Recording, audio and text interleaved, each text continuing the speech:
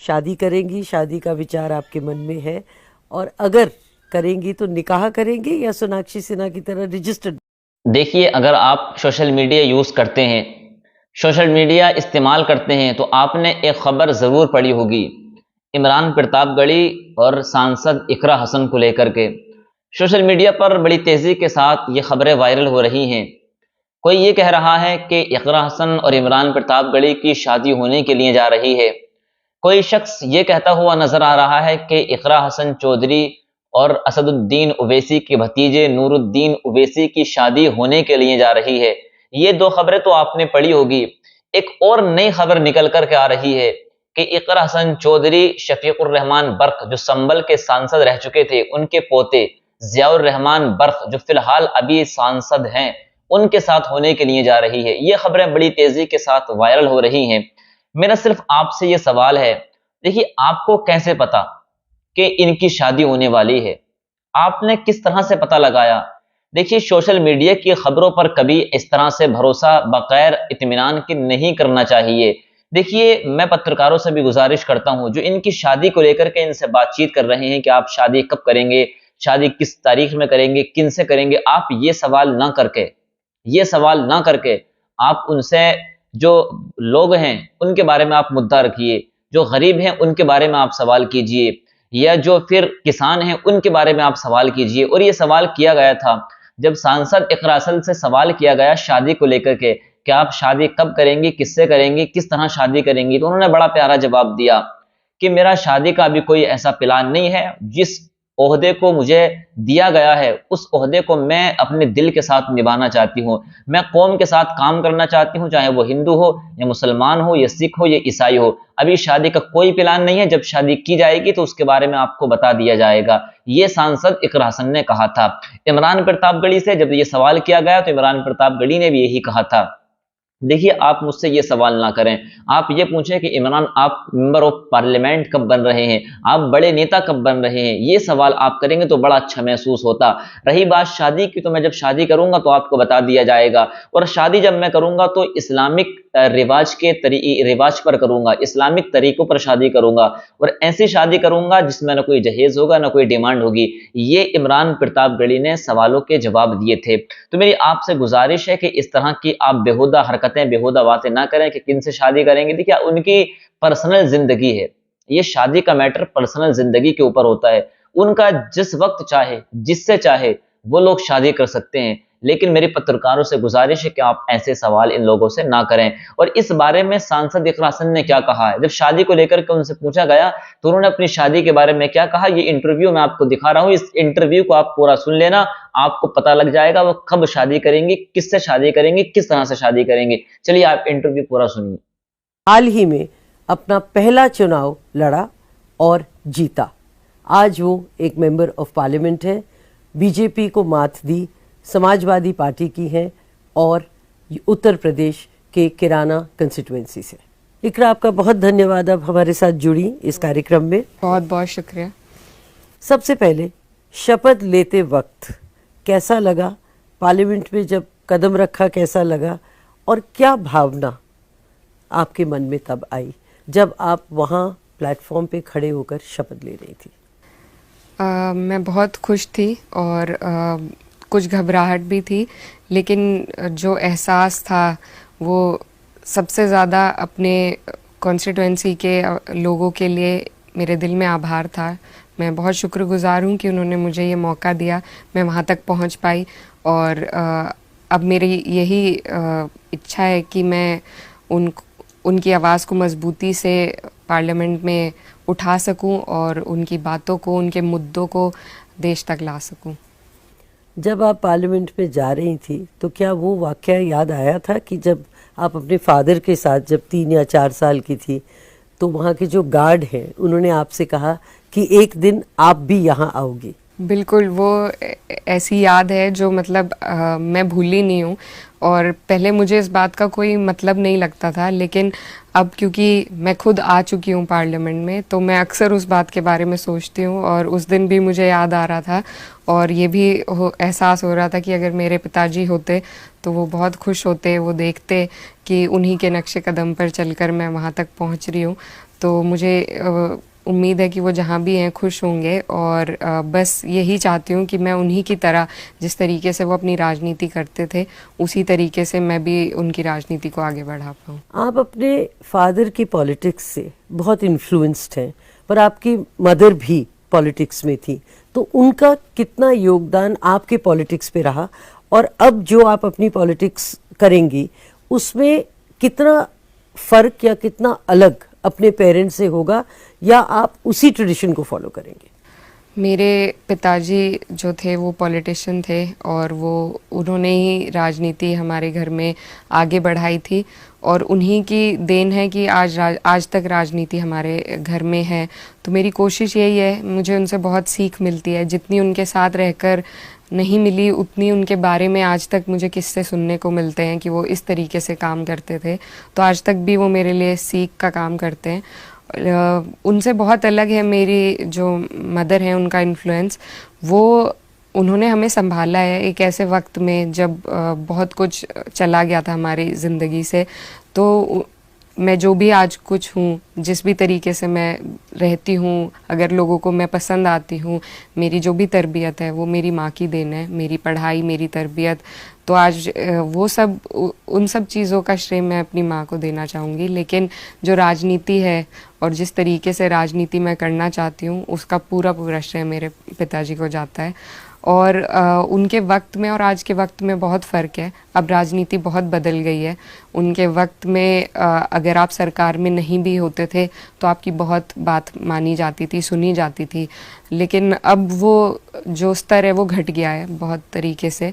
तो बहुत कुछ बदलाव आया है, लेकिन हम अब भी संघर्ष करेंगे और कोशिश करेंगे कि हम अपने लोगों की आवाज़ को दबने ना दें। आपके भाई को जेल हुई, पर आपने उनके लिए कैंपेन किया, और आपने ये कहा कि जो स्टोरी है या जो कहा जा रहा है, स्टोरी उससे बहुत अलग है। उसके बारे में बताइए कि क्या एक्चुअल स्टोरी है? मेरे भाई को उनका कैरेक्टर असैसिनेट किया गया। उनको बिल्कुल भाजपा के द्वारा और भाजपा के सहयोगियों के द्वारा इस तरीके से दर्शाया गया कि वो एक गैंगस्टर हैं या उन्होंने कुछ ऐसे काम किए हैं। लेकिन वो 3 बार के विधायक हैं एक ही कॉन्स्टिट्यूंसी से, लगातार तीसरी बार चुने जाना, मुझे नहीं लगता लोग इतने पागल हैं कि वो किसी ऐसे व्यक्ति को बार बार चुनेंगे। तो उनके बारे में हमारे क्षेत्र के लोग बहुत अच्छी तरीके से जानते हैं किस तरीके से वो काम करते हैं, अपने लोगों के लिए किस तरीके से लड़ाई लड़ते हैं। उन पर कोई भी व्यक्तिगत केस नहीं है, उन पर सारे केस इसी प्रकार के हैं कि उन्होंने अपने लोगों की आवाज़ उठाई और उस आवाज़ उठाने में प्रशासन के द्वारा उन पर केस हुआ। तो ऐसा नहीं है कि कोई अपने पर्सनल उन्होंने फ़ायदे के लिए उन पर मुकदमे लगे हों। तो वो बहुत दिल से राजनीति करते हैं, अपने लोगों के लिए लड़ते हैं, और ये बात वहाँ के लोग अच्छी तरह समझते हैं, तभी उन्हें तीसरी बार बनाया है। तो इसीलिए मैंने कहा कि कहानी बहुत अलग है। और जिस दौरान जो 22 का चुनाव है उससे बिल्कुल पहले मेरे भाई को जेल भेज दिया गया था, और बिल्कुल ये कोशिश थी कि मेरी माँ जो कि राजनीति में थी उन्हें भी दूर कर दिया, मेरे भाई को जेल भेज दिया। बीजेपी बस ये चाहती थी कि ज़बरदस्ती वो कैराना की सीट जीत जाए। लेकिन इतना होने के बावजूद भी वहाँ के लोगों ने मेरे भाई को जेल में बैठे बैठे जिताया। तो ये लोगों का प्यार है, और वो जानते हैं किस तरीके से मेरे भाई काम करते हैं और किस तरीके के वो व्यक्ति हैं। और उन्होंने बहुत करारा जवाब भाजपा को दिया है। 30,000 के करीब वोटों से मेरे भाई विधानसभा चुनाव जीते थे। तो मुझे लगता है वो तमाचा जनता ने खुद दे दिया है बीजेपी को। दिल्ली में पली बड़ी, लंदन में जाकर इंटरनेशनल लॉ किया, और चुनाव यूपी से लड़ी। जी दिल्ली में मेरी बचपन से मैं दिल्ली रही हूँ, स्कूलिंग कॉलेज सब यहीं से हुआ है। लेकिन लंदन तो मैं सिर्फ एक मास्टर्स के लिए गई थी, तो ज़्यादा सिर्फ मास्टर्स के लिए? जी, तो एक 1.5 साल के लिए, और फिर कोरोना हो गया था तो मुझे। और वहाँ CAA की लड़ाई लड़ी आपने? लड़ाई तो यहाँ लड़ी जा रही थी। हम जो भी सपोर्ट उस टाइम हो सकता था, क्योंकि हम अपने मुल्क नहीं आ सकते थे, तो वहीं से जो हमारे लोग यहाँ पर जिस कानून को लेकर परेशान थे, हम सभी ने वहाँ पर प्रयास किया कि हम भी उसमें अपना कोई योगदान दे सके। तो वही एक छोटी कोशिश थी जो सबको देखने को मिली। और यूपी घर है और मेरे जो पिताजी हैं उनकी खून पसीने की मेहनत है, उनकी कर्म भूमि है, मेरी कर्म भूमि बन गई है। तो यूपी घर है लेकिन दिल्ली में दिल है। दिल्ली में दिल है, दिल्ली में दिल लग गया है आपका? बिल्कुल, दिल पहले से लगा हुआ था, अब बस कुछ बड़े लोगों के बीच में बैठने का मौका मिला, पार्लियामेंट में बैठने का मौका मिला, तो वो सब अभी नया है और वहाँ के तौर तरीके नए हैं जिनको सीखने की कोशिश है। लेकिन वैसे तो दिल्ली से पुरानी जान पहचान है ही। आपके सोशल मीडिया पे बहुत सारे फॉलोअर्स हैं, सोशल मीडिया से कितनी मदद मिली आपको इलेक्शन में? मुझे लगता है बहुत ज़्यादा मिली, क्योंकि अपनी कैंपेन हम सिर्फ अपने एरिया में चला सकते हैं, पर जिस तरीके से दूर दूर से लोग मिलने आ रहे हैं और मुबारकबाद देने आ रहे हैं और दुआएं करते हैं लोग दूर बैठे हुए, तो मुझे लगता है उसका भी एक बहुत बड़ा हाथ है इस जीत में। तो मैं सभी का शुक्रिया अदा करना चाहती हूँ जिन्होंने भी मेरा किसी भी तरीके से सपोर्ट किया है। और बस यही मेरी कोशिश है कि मैं उन सब की उम्मीदें जितनी भी हैं उन पर खरी उतर सकूँ और सबकी आवाज़ बन सकूँ। आपको क्या लगता है कि मोदी मैजिक क्यों फेल किया और आपकी जीत का क्या कारण है? मोदी मैजिक इसलिए फेल किया क्योंकि वो अब सिर्फ हवा में रह गए थे, हवा में ऑपरेट कर रही थी बीजेपी। उनका ना तो लोगों से कोई जुड़ाव रहा था, ना लोगों के धरातल के मुद्दों से कोई जुड़ाव रहा था। तो इसलिए मुझे लगता है कि ऊपर ऊपर से वो अपना जादू चलाना चाह रहे थे और वो जनता तक नहीं पहुंच पाया। उन्हें 2 टर्म का वक्त मिला, डबल इंजन की सरकार मिली, लेकिन उसके बावजूद आज तक वो किसानों का एमएसपी भी तय नहीं कर पाए हैं और आय दुगनी करने की उन्होंने बात करी थी। मैं इसलिए ये कह रही हूँ क्योंकि मेरा जो क्षेत्र है वो किसान बहुल्य क्षेत्र है, वहाँ पर हर जात बिरादरी के लोग खेती बाड़ी करते हैं। तो और वहाँ पर ये बहुत बड़ी समस्या है और एक बहुत बड़ा आंदोलन चला था जिसके बावजूद भी वहाँ के लोगों की समस्याओं का कोई निस्तारण नहीं हुआ। तो अगर आप सिर्फ अपने ही बबल में खो जाएंगे और आप जनता की फ़िक्र नहीं करेंगे, सिर्फ जीतने की फ़िक्र करेंगे, तो उनका हाल इसी तरीके से हो जाता है। थोड़ी कसर रह गई है पर मुझे लगता है अगली बार वो भी पूरी हो जाएगी। आप बहुत सॉफ्ट स्पोकन है और आपने खुद कहा कि मैं बहुत ऊंचा नहीं बोल सकती, पार्लियामेंट में कैसे मैनेज करेंगी क्योंकि आपकी तो आवाज़ दब जाएगी? जी बिल्कुल, अभी मैं ये देख रही थी और सोच भी रही थी वहाँ पर जिस तरीके से शुरुआत के दिन से ही हंगामा होने लगा। तो लेकिन मेरी आवाज़ ज़रूर कम है लेकिन मेरी हिम्मत कम नहीं है और मैंने बहुत विपरीत परिस्थितियों में काम किया है।